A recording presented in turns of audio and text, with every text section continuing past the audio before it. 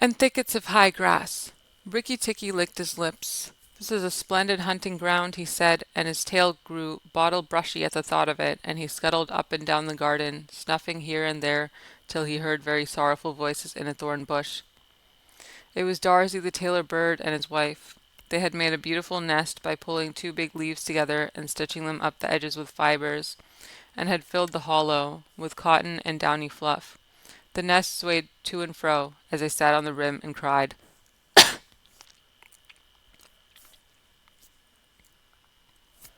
"What is the matter?" asked Rikki Tikki. "We are very miserable," said Darzee. "One of our babies fell out of the nest yesterday and Nag ate him." "Hm," said Rikki Tikki. "That is very sad, but I am a stranger here. Who is Nag?" Darzee and his wife only cowered down in the nest without answering, for from the thick grass at the foot of the bush there came a low hiss, a horrid cold sound that made Rikki Tikki jump back 2 clear feet. Then inch by inch out of the grass rose up the head and spread hood of Nag, the big black cobra, and he was 5 feet long from tongue to tail. When he had lifted 1/3 of himself clear of the ground, he stayed balancing to and fro exactly as a dandelion tuft balances in the wind, and he looked at Rikki Tikki with the wicked snake's eyes that never change their expression, whatever the snake may be thinking of. "Who is Nag?" he said. "I am Nag. The great god Brahm put his mark upon all our people when the first cobra spread his hood to keep the sun off Brahm as he slept. Look and be afraid." He spread out his hood more than ever, and Rikki Tikki saw the spectacle mark on the back of it that looks exactly like the eye part of a hook and eye fastening. He was afraid for the minute, but it is impossible for a mongoose to stay frightened for any length of time, and though Rikki Tikki had never met a live cobra before, his mother had fed him on dead ones, and he knew that all the grown mongoose's business in life was to fight and eat snakes. Nag knew that too, and at the bottom of his cold heart he was afraid. "Well," said Rikki Tikki, and his tail began to fluff up again, "marks or no marks, do you think it is right for you to eat fledglings out of a nest?" Nag was thinking to himself and watching the least little movement in the grass behind Rikki Tikki. He knew that mongooses in the garden meant death sooner or later for him and his family, but he wanted to get Rikki Tikki off his guard, so he dropped his head a little and put it on one side. "Let us talk," he said. "You eat eggs. Why should I not eat birds?" "Behind you, look behind you," sang Darzee. Rikki Tikki knew better than to waste time in staring.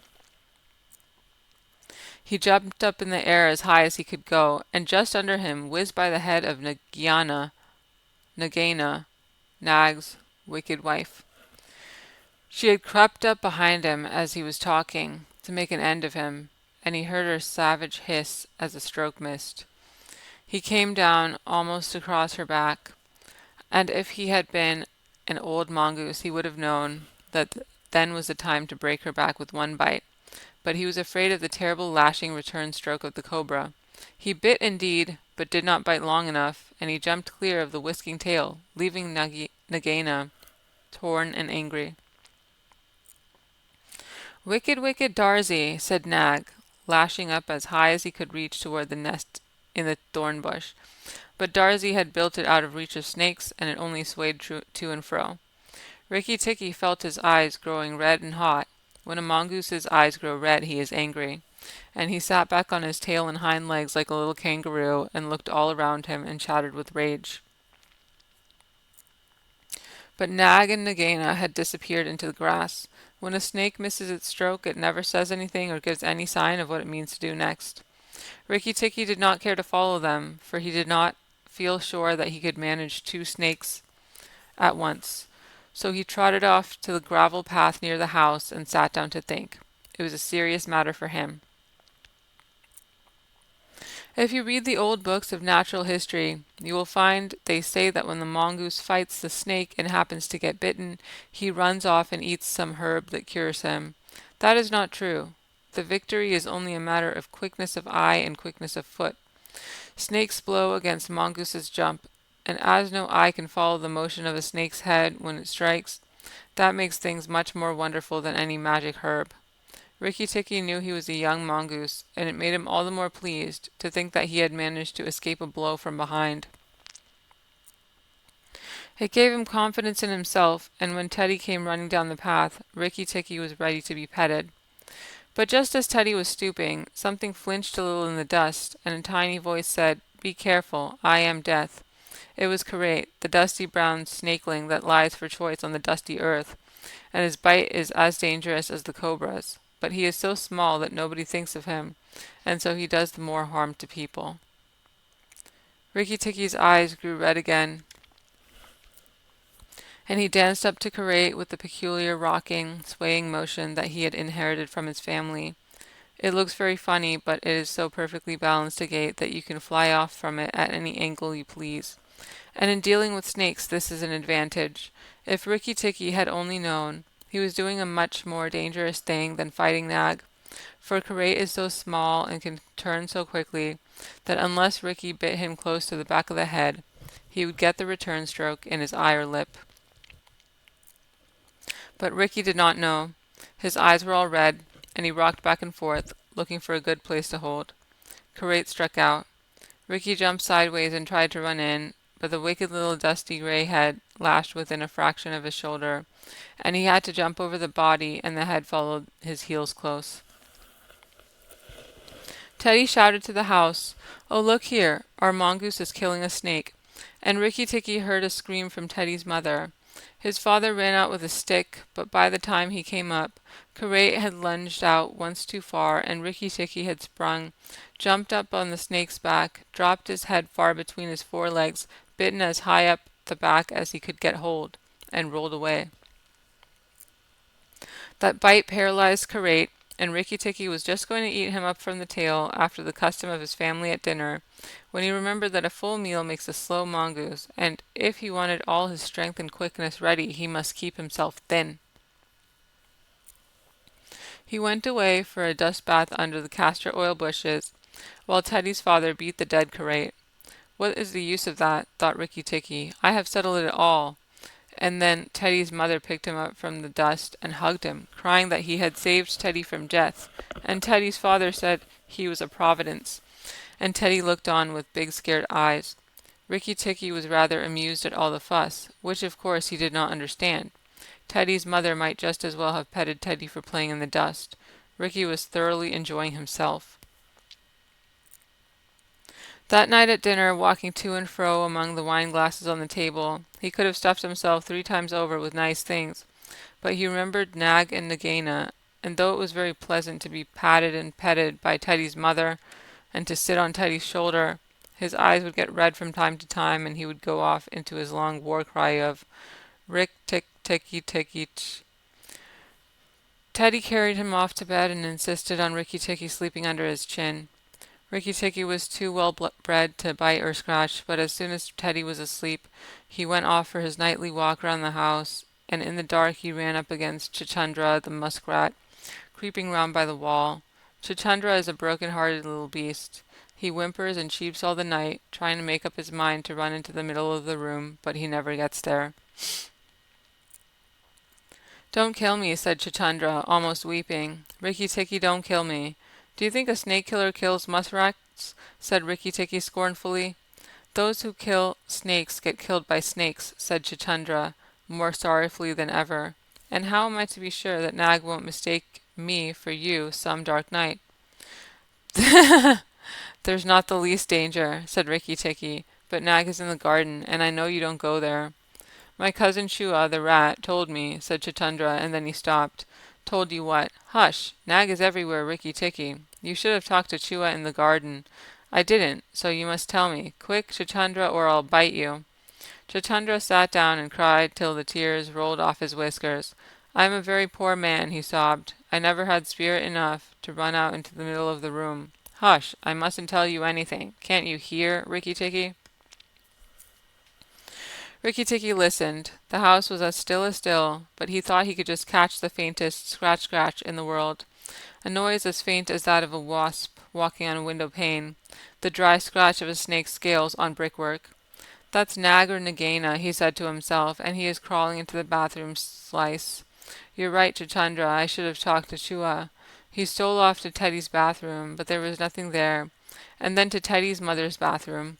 At the bottom of the smooth plaster wall there was a brick pulled out to make a slice for the bath water, and as Rikki Tikki stole in by the masonry curb where the bath is put, he heard Nag and Nagaina whispering together outside in the moonlight. "When the house is emptied of people," said Nagaina to her husband, "he will have to go away, and then the garden will be our own again. Go in quietly, and remember that the big man who killed Karait is the first one to bite. Then come out and tell me, and we will hunt for Rikki Tikki together." "But are you sure that there is anything to be gained by killing the people?" said Nag.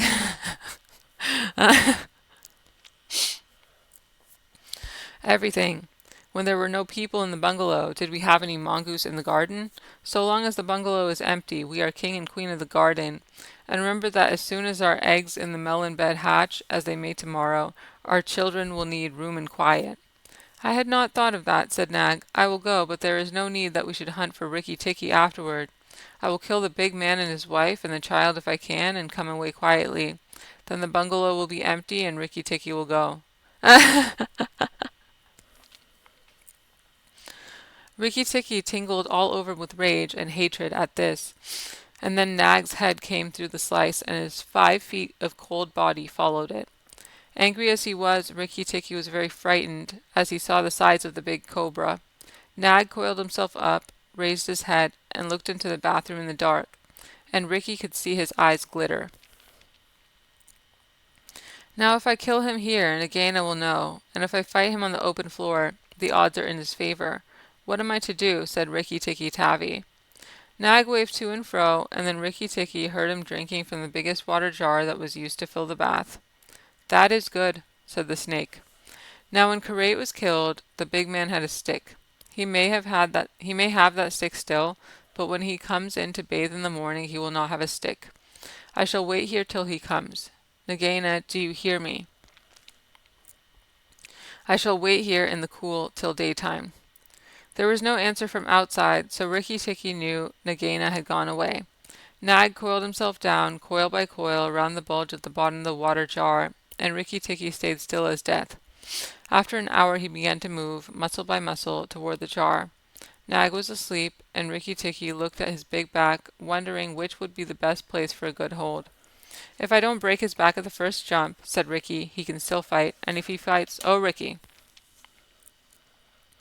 He looked at the thickness of the neck below the hood, but that was too much for him, and a bite near the tail would only make Nag savage. "It must be the head," he said at last, "the head above the hood, and when I am once there I must not let go." Then he jumped. The head was lying a little clear of the water jar, under the curve of it, and as his teeth met, Rikki braced his back against the bulge of the red earthenware to hold down the head. This gave him just 1 second purchase, and he made the most of it. Then he was battered to and fro as a rat is shaken by a dog, to and fro on the floor, up and down, and round in great circles, but his eyes were red, and he held on as the body cart-whipped over the floor, upsetting the tin dipper and the soap dish and the flesh brush, and banged against the tin side of the bath. As he held, he closed his jaws tighter and tighter, for he made sure he would be banged to death, and for the honor of his family he preferred to be found with his teeth locked. He was dizzy, aching, and felt shaken to pieces when something went off like a thunderclap just behind him. A hot wind knocked him senseless, and red fire singed his fur. The big man had been wakened by the noise, and had fired both barrels of a shotgun into Nag, just behind the hood. Rikki Tikki held on with his eyes shut, for now he was quite sure he was dead. But the head did not move, and the big man picked him up and said, "It's the mongoose again, Alice. The little chap has saved our lives now." Then Teddy's mother came in with a very white face, and saw what was left of Nag, and Rikki Tikki dragged himself to Teddy's bedroom, and spent half the rest of the night shaking himself tenderly to find out whether he really was broken into 40 pieces, as he fancied. When morning came he was very stiff, but well pleased with his doings. "Now I have Nagaina to settle with, and she will be worse than 5 nags, and there's no knowing when the eggs she spoke of will hatch. Goodness! I must go and see Darzee," he said. Without waiting for breakfast, Rikki Tikki ran to the thorn bush where Darzee was singing a song of triumph at the top of his voice. The news of Nag's death was all over the garden, for the sweeper had thrown the body on the rubbish heap. "Oh, you stupid tuft of feathers," said Rikki Tikki angrily. "Is this the time to sing? "Nag is dead, is dead, is dead," sang Darzee. The valiant Rikki Tikki caught him by the head and held fast. The big man brought the bang stick, and Nag fell in 2 pieces. "He will never eat my babies again." "All that's true enough, but where's Nagaina?" said Rikki Tikki, looking carefully round him. "Nagaina came to the bathroom slice and called for Nag," Darzee went on, "and Nag came out on the end of a stick. The sweeper picked him up on the end of a stick and threw him upon the rubbish heap. Let us sing about the red-eyed Rikki Tikki," and Darzee filled his throat and sang. "If I could get up to your nest, I'd roll all your babies out," said Rikki Tikki. "You don't know when to do the right thing at the right time. You're safe enough in your nest there, but it's war for me down here. Stop singing a minute, Darzee." "For the great, the beautiful Rikki Tikki's sake, I will stop," said Darzee. "What is it, O killer of the terrible Nag?" "Where's Nagaina?" for the 3rd time. "On the rubbish heap by the stables, mourning for Nag. Great is Rikki Tikki with the white teeth." "Bother my white teeth! Have you ever heard where she keeps her eggs?" "In the melon bed, on the end nearest the wall, where the sun strikes nearly all day. She had them there weeks ago." "And you never thought it worthwhile to tell me? The end nearest the wall, you said. Rikki Tikki, you are not going to eat her eggs?" "Not exactly, not eat exactly, no. Darzee, if you have a grain of sense, you will fly off to the stables and pretend that your wing is broken, and let Nagaina chase you away to this bush. I must get to the melon bed, and if I went there now, she'd see me." Darzee was a feather-brained little fellow who could never hold more than one idea at a time in his head. And just because he knew that Nagaina's children were born in eggs like his own, he didn't think at first that it was fair to kill them. But his wife was a sensible bird, and she knew that cobra's eggs meant young cobras later on, so she flew off from the nest and left Darzee to keep the babies warm and continue his song about the death of Nag. Darzee was very like a man in some ways. She fluttered in front of Nagaina by the rubbish heap and cried out, "Oh, my wing is broken. The boy in the house threw a stone at me and broke it." Then she fluttered more desperately than ever. Nagaina lifted up her head and hissed, "You warned Rikki Tikki when I would have killed him. Indeed and truly, you've chosen a bad place to be lame in." And she moved towards Darzee's wife, slipping along over the dust. "The boy broke it with a stone," shrieked Darzee's wife. "Well, it may be some consolation to you when you're dead to know that I shall settle accounts with the boy. My husband lies on the rubbish heap this morning, but before night the boy in this house will lie very still. What is the use of running away? I am sure to catch you. Little fool, look at me."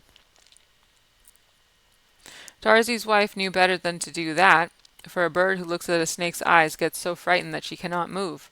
Darzee's wife fluttered on, piping sorrowfully, and never leaving the ground, and Nagaina quickened her pace. Rikki Tikki heard them going up the path from the stables, and he raced for the end of the melon patch near the wall. There in the warm litter about the melons, very cunningly hidden, he found 25 eggs, about the size of a bantam's eggs, but with whitish skin instead of shell. "I was not a day too soon," he said, for he could see the baby cobras curled up inside the skin, and he knew that the minute they were hatched they could each kill a man or a mongoose. He bit off the tops of the eggs as fast as he could, taking care to crush the young cobras, and turned over the litter from time to time to see whether he had missed any. At last there were only 3 eggs left, and Rikki Tikki began to chuckle to himself when he heard Darzee's wife screaming, "Rikki Tikki, I led Nagaina toward the house, and she has gone into the veranda, and oh, come quickly, she means killing." Rikki Tikki smashed 2 eggs and tumbled backward down the melon bed with the 3rd egg in his mouth, and scuttled to the veranda as hard as he could put foot to the ground. Teddy and his mother and father were there at early breakfast, but Rikki Tikki saw that they were not eating anything. They sat stone still, and their faces were white. Nagaina was coiled up on the matting by Teddy's chair, within easy striking distance of Teddy's bare leg, and she was swaying to and fro, singing a song of triumph. "Son of the big man that killed Nag," she hissed, "stay still. I am not ready yet. Wait a little. Keep very still, all you 3. If you move, I strike, and if you do not move, I strike. Oh, foolish people, who killed my Nag?" Teddy's eyes were fixed on his father, and all his father could do was whisper, "Sit still, Teddy. You mustn't move. Teddy, keep still." Then Rikki Tikki came up and cried, "Turn round, Nagaina. Turn and fight." All in good time, said she without moving her eyes. I will settle my account with you presently. Look at your friends Rikki Tikki. They are still and white. They are afraid. They dare not move, and if you come a step nearer, I strike. Look at your eggs, said Rikki Tikki, in the melon bed near the wall. Go and look. Nagaina, the big snake, turned half round and saw the egg on the veranda. Ah, give it to me, she said. Rikki Tikki put his paws on each side of the egg, and his eyes were blood red. What price for a snake's egg, for a young cobra, for a young king cobra, for the very last of the brood? The ants are eating all the others down by the melon bed. Nagaina spun clear round, forgetting everything for the sake of the one egg, and Rikki Tikki saw Teddy's father shoot out a big hand, catch Teddy by the shoulder, and drag him across the little table with the teacups, safe and out of reach of Nagaina. Tricked! Tricked! Tricked! Rick chuckled Rikki Tikki. The boy is safe, and it was I, that caught Nag by the hood last night in the bathroom. Then he began to jump up and down, all 4 feet together, his head close to the floor. He threw me to and fro, but he could not shake me off. He was dead before the big man blew him in two. I did it.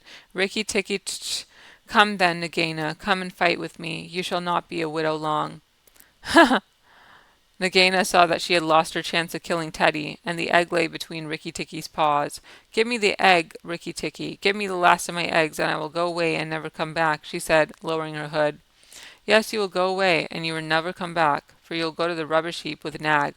Fight, widow. The big man has gone for his gun. Fight.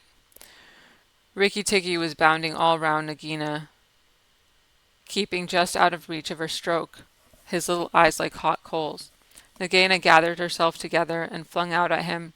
Rikki Tikki jumped up and backward. Again and again and again she struck, and each time her head came with a whack on the matting of the veranda, and she gathered herself together like a watch spring.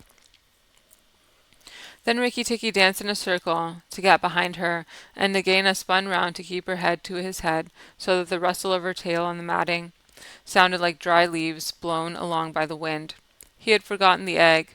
It still lay on the veranda, and Nagaina came nearer and nearer to it, till at last, while Rikki Tikki was drawing breath, she caught it in her mouth, turned to the veranda steps, and flew like an arrow down the path, with Rikki Tikki behind her. When the cobra runs for her life, she goes like a whiplash flicked across a horse's neck. Rikki Tikki knew that he must catch her, or all the trouble would begin again. She headed straight for the long grass by the thorn bush, and as he was running, Rikki Tikki heard Darzee still singing his foolish little song of triumph. But Darzee's wife was wiser. She flew off her nest as Nagaina came along, and flapped her wings about Nagaina's head. If Darzee had helped, they might have turned her, but Nagaina only lowered her hood and went on. Still the instant's delay brought Rikki Tikki up to her, and as she plunged into the rat hole where she and Nag used to live, his little white teeth were clenched on her tail,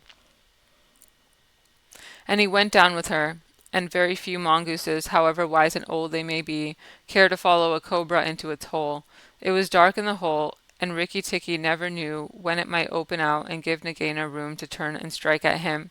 He held on savagely, and struck out his feet to act as brakes on the dark slope of the hot, moist earth. Then the grass by the mouth of the hole stopped waving, and Darzee said, It is all over with Rikki Tikki.